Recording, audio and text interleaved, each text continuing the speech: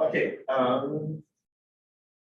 what I wanted to do mostly today is a 7N example. A more complicated one than we've done so far. If we have time, we'll start talking about capacitors. But this is a circuit I want to analyze. And I put the load resistor in red, just to remind you that sometimes we'll be taking the load resistor out. We don't necessarily need to know what the load resistor is. We just need to know what the circuit is going to do if we were to hook up something to the output. And that's where the Thevenin theorem and the Norton theorem are useful. Is when you want to analyze a circuit in terms of what happens at the output, and where you don't care what happens with the inside of the circuit. I just want to figure out what happens at these two output terminals. The rest of it, we treat as pretty much a black box. So for the Thevenin example, our goal is to reduce this whole mess to a single voltage source series with a single resistor. Remember the whole idea behind these equivalent circuit theorems is that this VTH and RTH, these two things, just two things in series, those are going to do everything that circled in green. You can see that it's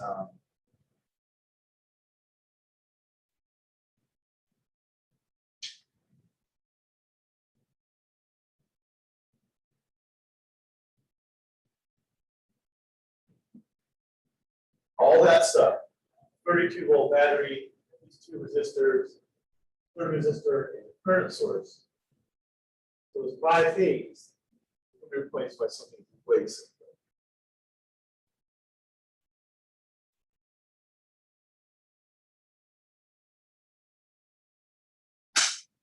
That's the whole idea of these equivalent circuit theorems. We don't want to analyze the whole circuit. You just want to figure out what's going to happen at the output.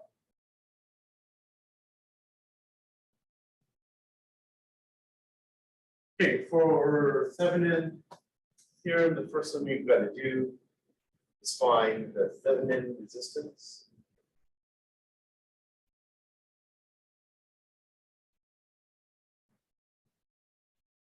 That is usually probably what tackle first because that's tends to be easier than finding the Thevenin voltage, and at least it gets you something done on the problem. If you're stuck, you can at least find the Thevenin resistance. So another way to think of the Thevenin resistance is, what is the equivalent resistance of this whole circuit when all the batteries or current sources are turned off?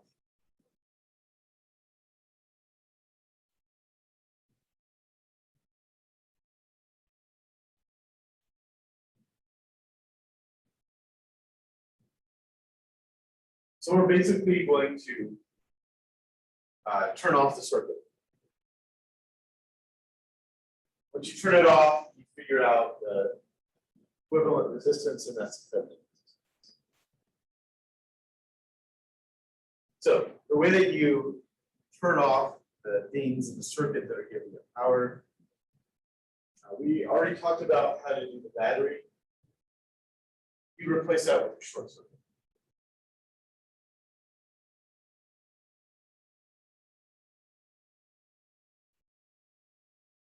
We get rid of the battery and replace that with the wire.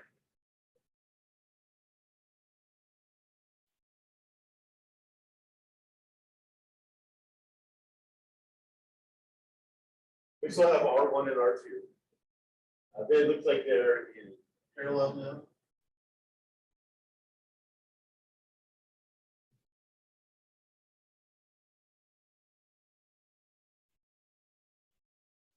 Now we got to figure out how we turn off current source. And it's very similar conceptually to how we turned off this voltage source. By turning the voltage source into a wire, we know that a zero resistance wire needs no voltage to go through it. So that's how we're getting 0 volts. We're replacing the battery with the wire. The wire has 0 volts. How do we replace a current source with 0 current?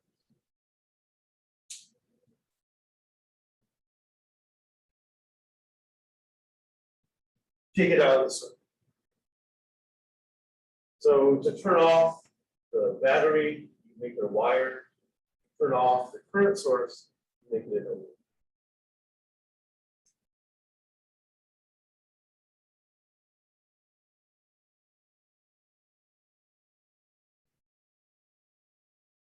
So this is the circuit that we have to find the equivalent resistance of.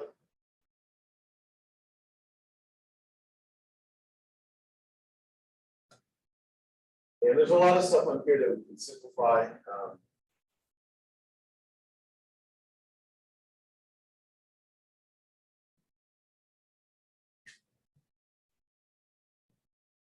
The terminals for that current source was they're not doing anything for us.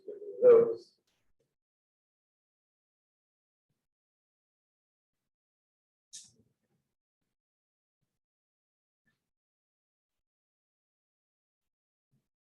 So we got 2 resistors in parallel, and that parallel combination is in series with R3.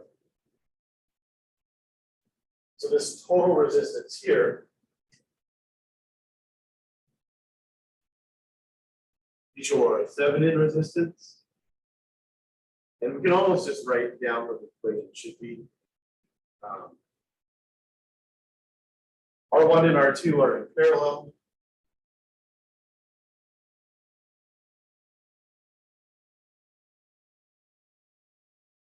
So the shortcut equation for 2 resistors in parallel.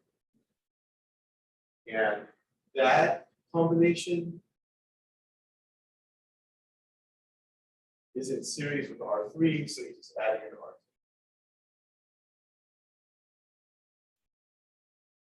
And we've got numbers for all this.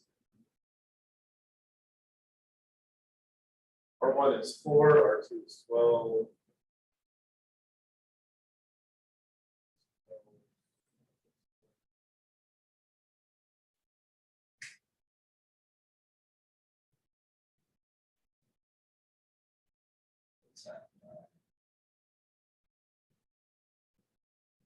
$48 divided by 16. Plus 1, 4 ohms is Thevenin resistance.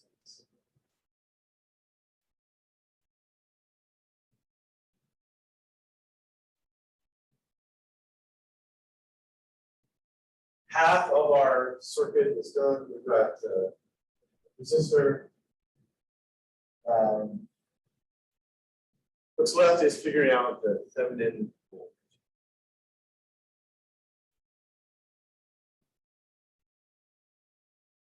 So let me get rid of all the resistor stuff.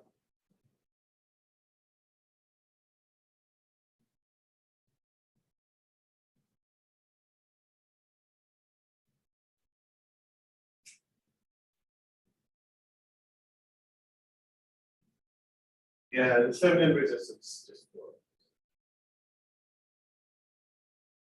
So remember the other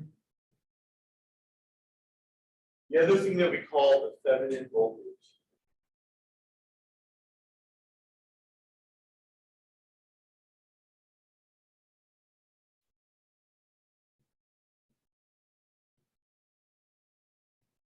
was the open circuit voltage.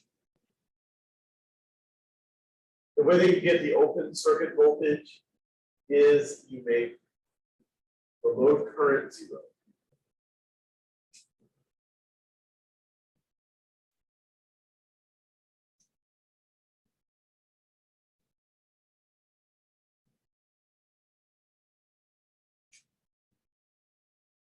How do you make the load current 0?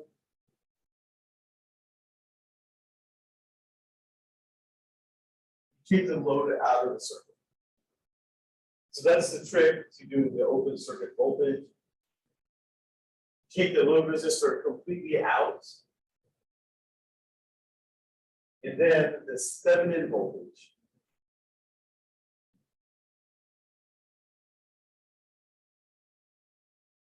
is the voltage that you're going to get at the output. That's what we're trying to find. That's what this voltage is when that resistor is on.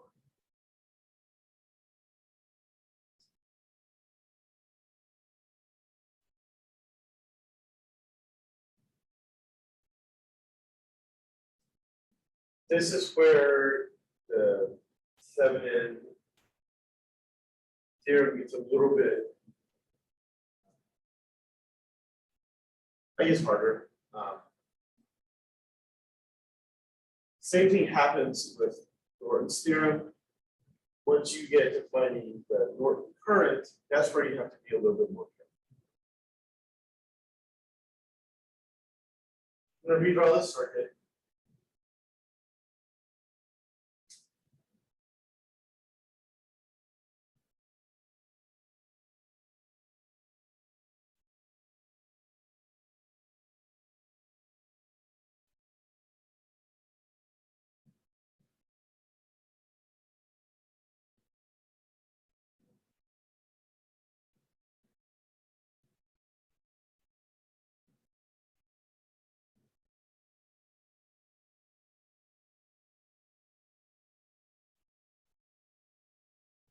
So R1, R2, R3, 32 volts, and 2 amps. The Thevenin voltage is voltage at these two outlets. One of these, the bottom one, is type ground. So that's one that we're kind of thinking of being 0 volts. The voltage at the upper open terminal. That's going to then be our Thevenin voltage. 0 here. Difference between these 2 points is Thevenin voltage. So this voltage from 0 to Thevenin. So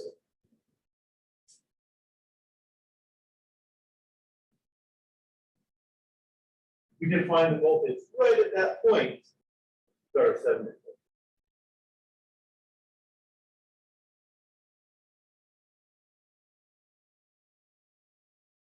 So think about this current source.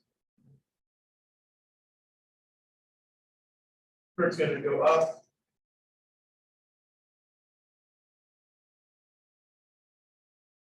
And so current goes up and it gets to this node. Normally, this is where you have a branch and some current goes to the right, some current goes to the left. Can the current go to the right through R3? Can't.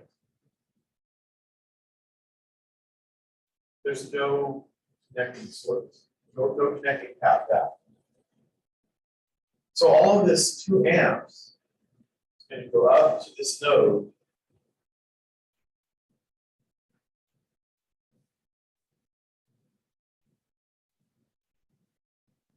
Like that. No current goes through R3. That's very important. Just like physically or fundamentally, what does it mean for no current to go through R3? It means that every single point on R3 is at the same voltage, which means that the Thevenin voltage at the open terminal is also the Thevenin voltage at this node right here.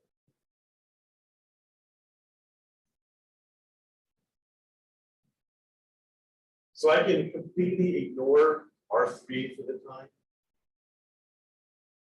I'm just trying to find the voltage at the node right above my current.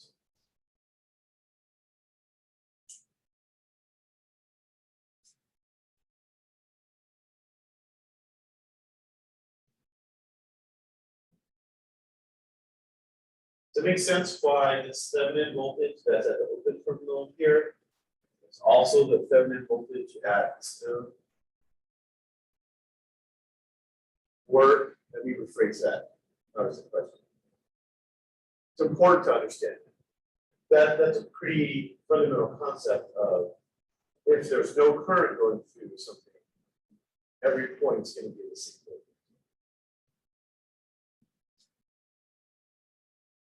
So you kind of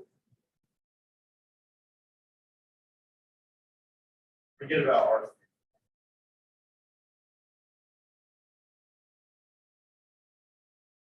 So my task is to figure out this voltage here. And this is the point in our problem where how we find the Thevenin voltage is whatever means we have available. Same thing for the Norton current. That's when you go back to your toolbox of branch current method, superposition method, nodal voltage method, mesh current method, whichever way that you want to figure out this voltage, that's up to you. Do which one that you're most. I'm going to do mesh current.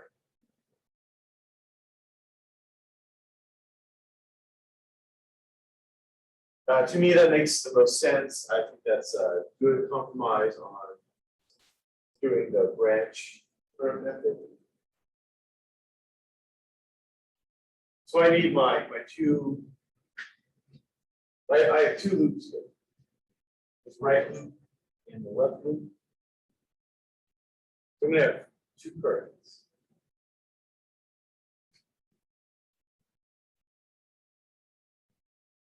So in my left loop,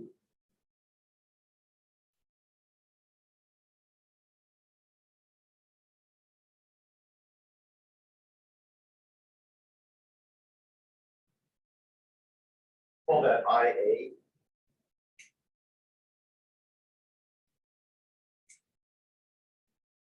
And I chose that direction of clockwise for two reasons.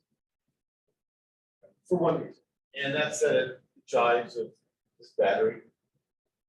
Current going up, over, and down. For the current in the right loop, I'm just going to go current direction of the source and say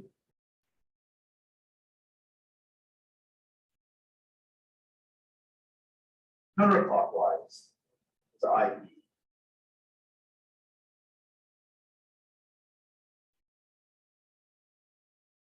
The direction for IB, that's the one I chose for two reasons.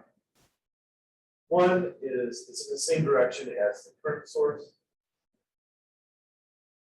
And it also happens that if I choose my current going up and around clockwise, when the IA and the IB both go through this R2 resistor, they're going through in the same direction. Usually that's going to simplify your mesh current.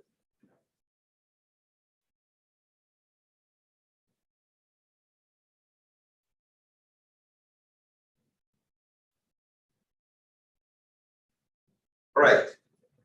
After we've identified the mesh currents, the second step is to do KVL, Kirchhoff's voltage law. So I do that for this left loop. I get plus 32 volts for going through the battery. When I get to R1, I'm going to lose voltage. It's a negative IA.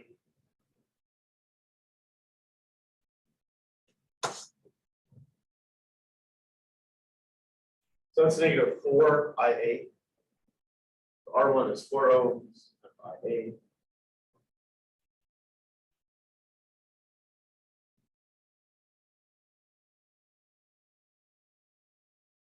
Then you're going to go through R2, 12 ohm resistor. There's two currents going through R2.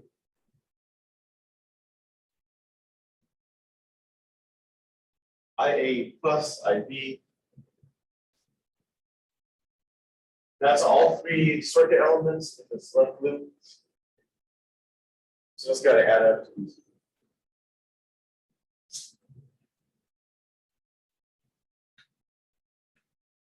So real quick, let's just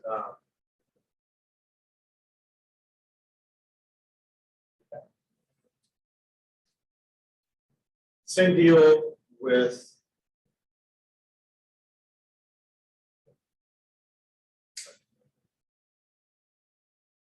let me go ahead and work with this equation a little bit. Minus 4 IA minus 12 IA.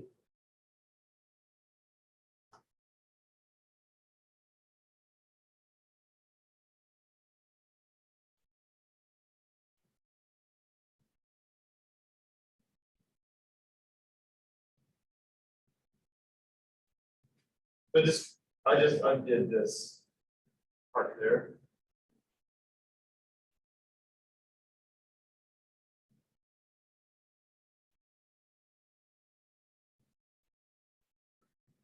What about this loop here? This right.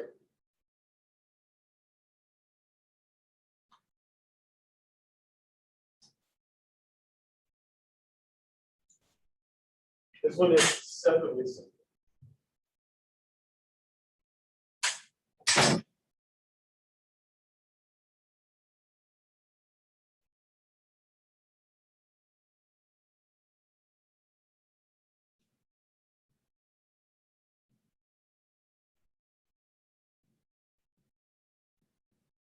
When I get to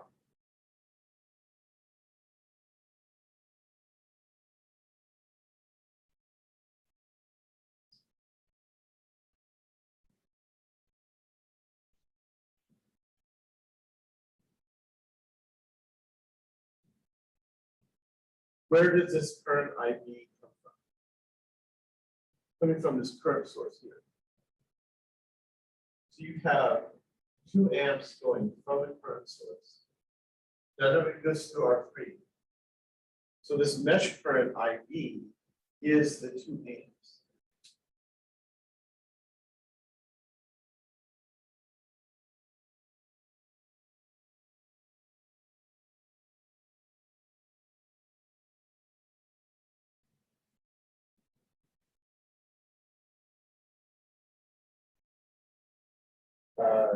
Any questions on why that tripped me out initially? Remember, for the mesh current method, we're thinking of this loop completely separate. IB is the mesh current circulating in that loop. If it's 2 amps on this right branch, it's 2 amps to the whole square of the circuit. But that's really what you need, because once I have a numerical value for IB, this equation is one equation and one input.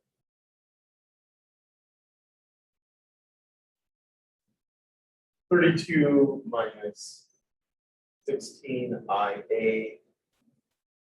IB is 2 amps, so minus 24. That's 0.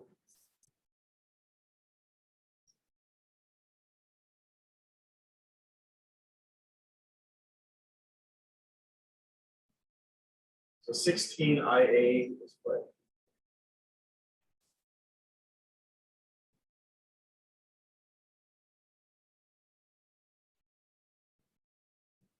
So IA is half an amp.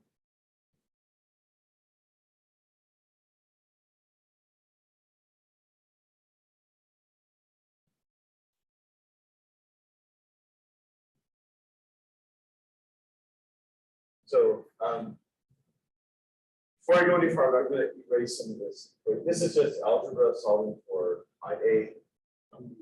Hopefully you guys got that. So I'm gonna go back and think about why I even calculated IA and IB in the first place.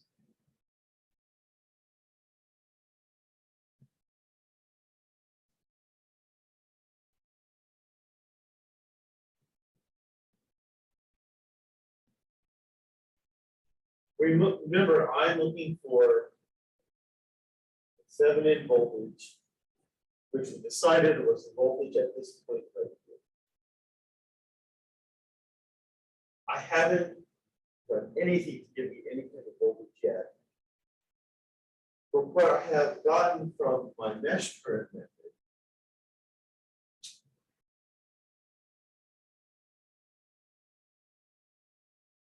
is that the total current going through R2, right here in the middle, it's IA plus IB.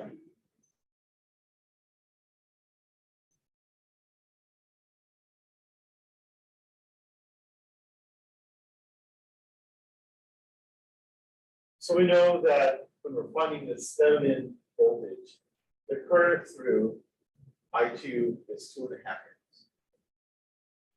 What do we do with that?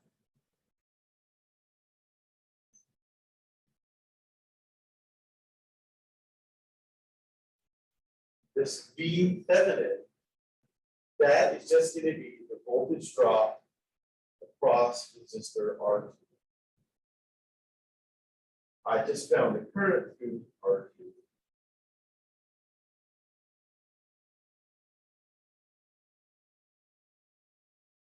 Two and a half amps. The resistance of R2 is 12 ohms.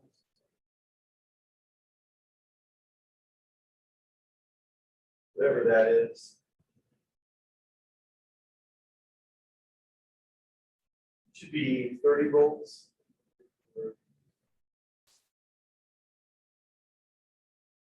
So we use this weird little trick of finding the current through R2 to let us find the voltage across R2, which we had reasoned was the Thevenin voltage.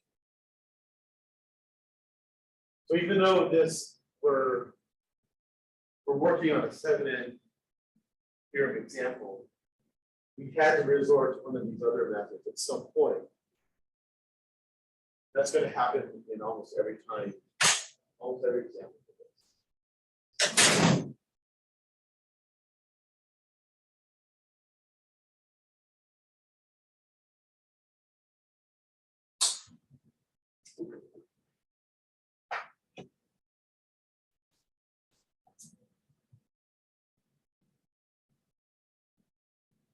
So we've got our Thevenin voltage, we've got our Thevenin resistance.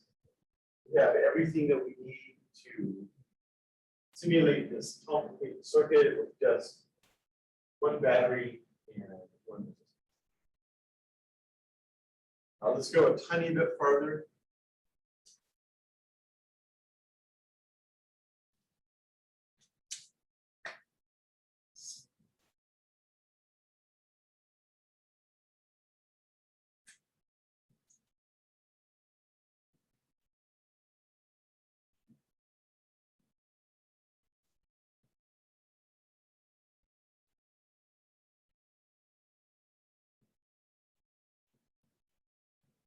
Why did we even do this?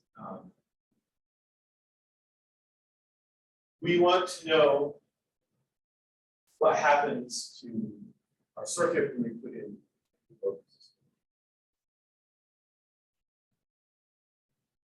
So what would be convenient to know are two things at the very end.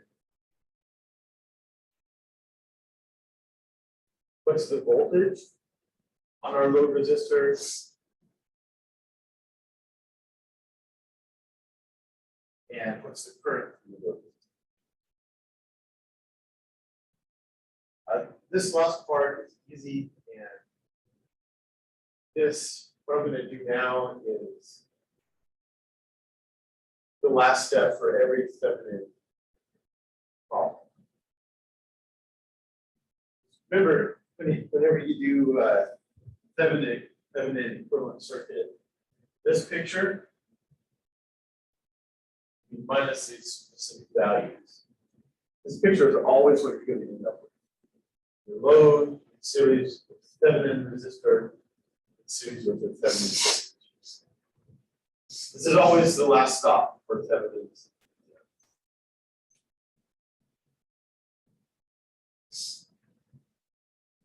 The way that we get the load voltage.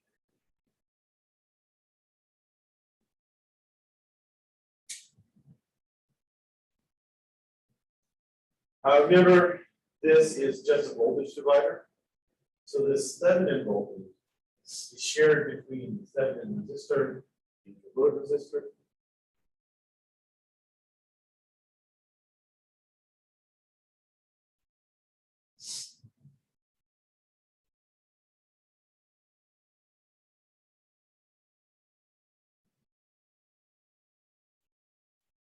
So that's your load voltage. It's just application of the voltage divider formula.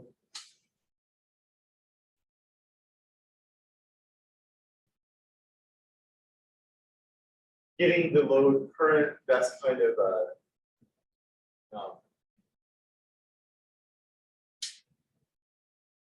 almost a throwaway.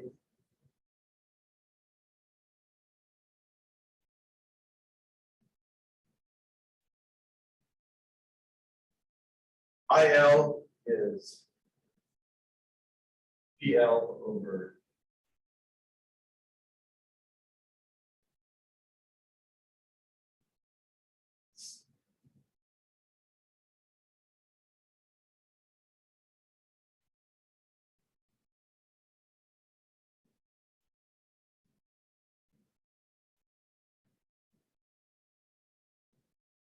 the load current.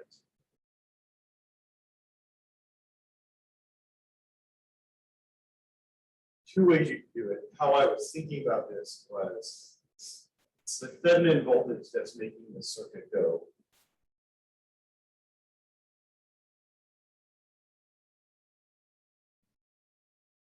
Both these resistors are throttling back the current.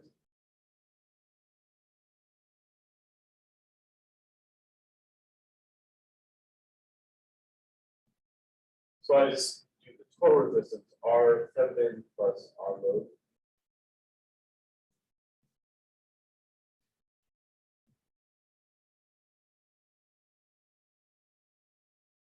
Then, so another way that you can do this, now where I was initially thinking, you could also do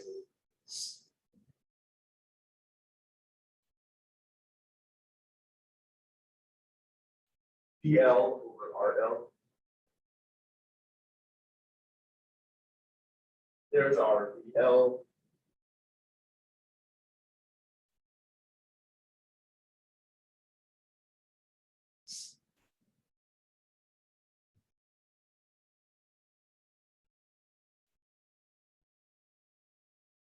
Let's just BL. Then we're going to divide this whole thing by RL. What does that do? That just divides out that RL on top. And you got the same thing.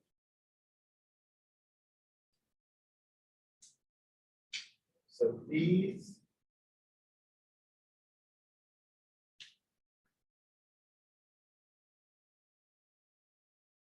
those two equations for the load and the load current and the load voltage. Those are just based on this one simple circuit, and that's how all your 7 circuits end up with. These should be your EL and IL equations, or whichever, or whatever example.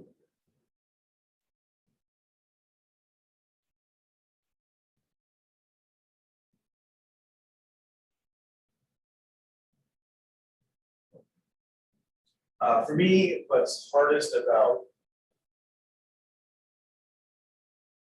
the Thevenin theorem is that second step on the Thevenin voltage. Same thing. Norton's theorem, you finding the Norton resistance isn't too hard. Finding the Norton current, that's where it gets a little bit.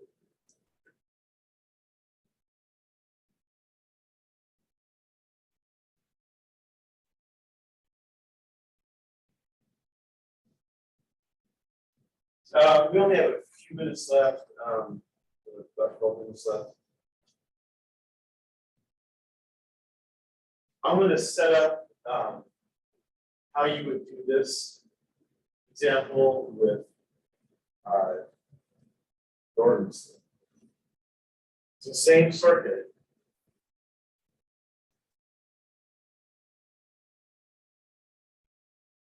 Norton.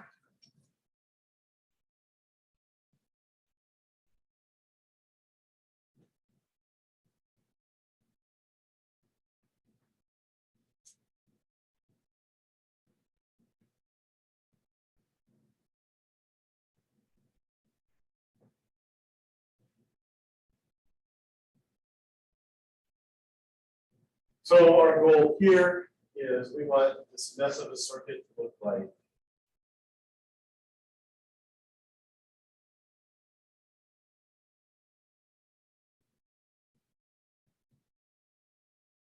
current that's in parallel with a resistor.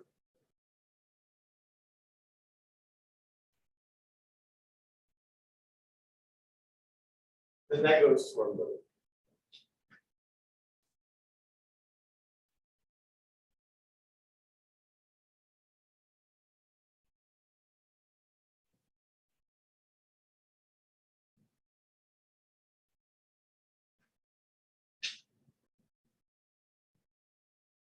We already found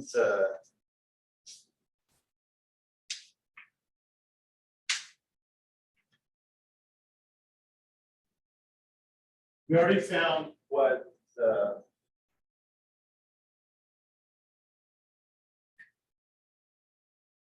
remember the Norton resistance here. That was the exact same thing as Thevenin resistance. The rules finding the Norton resistance are the same finding the Thevenin resistance. You make every battery a wire, every current source an open, and you find the equivalent. So that 4 ohms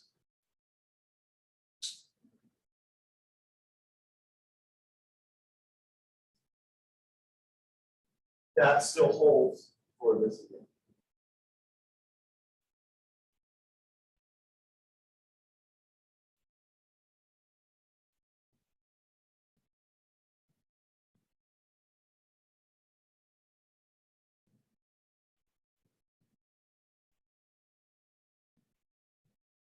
So now we have to find the Norton current.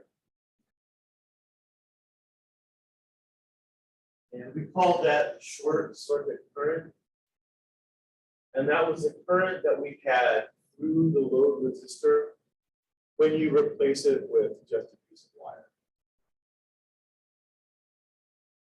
So what we're going to find for the Norton current is this.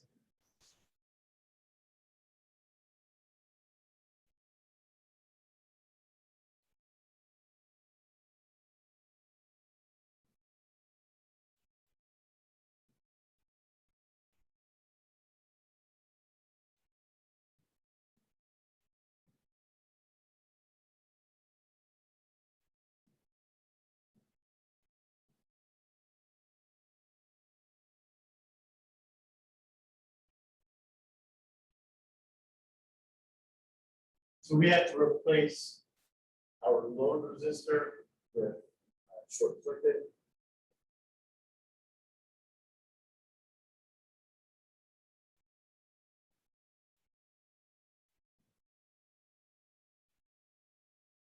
That's what our circuit looks like.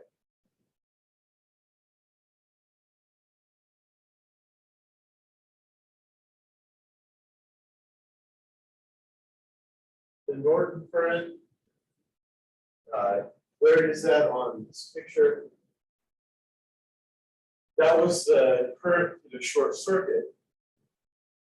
So just Norton current.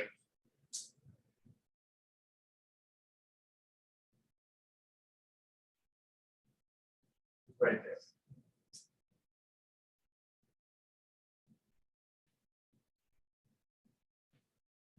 So whatever current goes through the whatever current goes through R3, that is our Norton.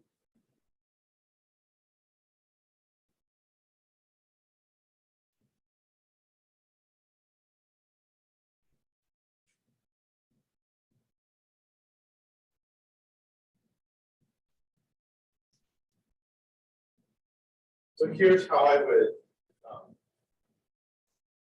keep going on this. I know that I'm going to have to do some sort of circuit analysis to get I. So I've got branch current, mesh current, total voltage, superposition. What I'm going to start with is branch current, just to see if there's anything that jumps out at me as this might be a shorter way. So I've got current from this battery.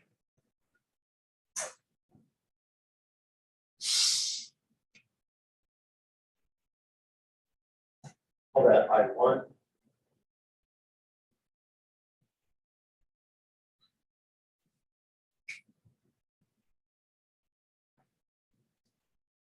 Some of I1 goes down.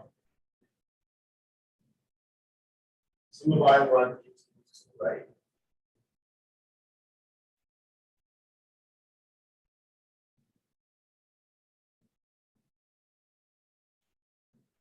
So I'll call the current that goes straight down I2.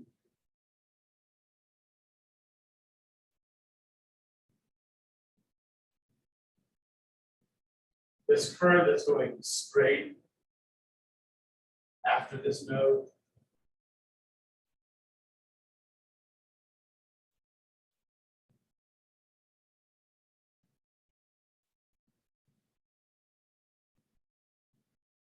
I'm going to call that current IA. And hopefully that'll make sense here in a second.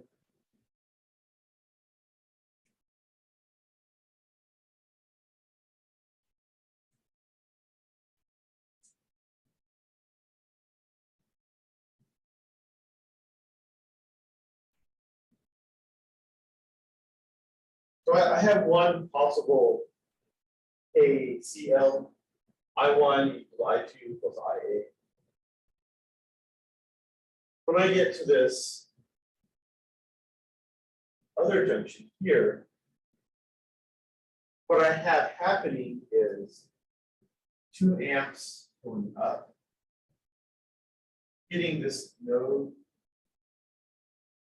and going through R3. So I'm going to say the current through R3. I'm just going to call that I3 for now. What happened at the second node was IA added together with 2 amps current source.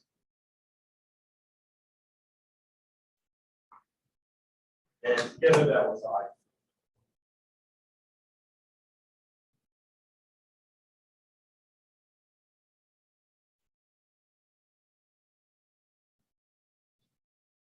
So I1, my first equation looks like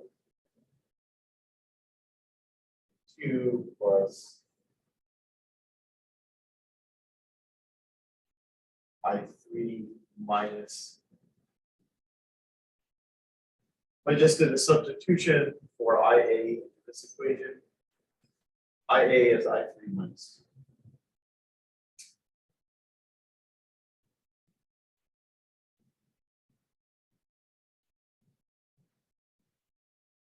I've got some kind of PCL to start with. think about how you would finish up trying to find what I3 is. Because our goal now, I3 is the same thing as the north. So we'll finish this part up on Friday, figuring out exactly what this northern current is.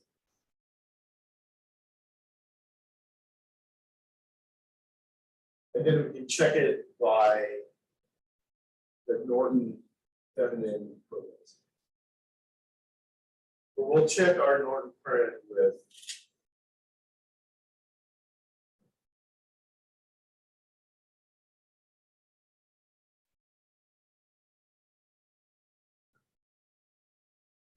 B feminine is I Norton R. That'll be our check. We already have B feminine in our in principle, we can skip straight to what the Norton current is. It's just 30 volts divided by 4. But we should get that same current to the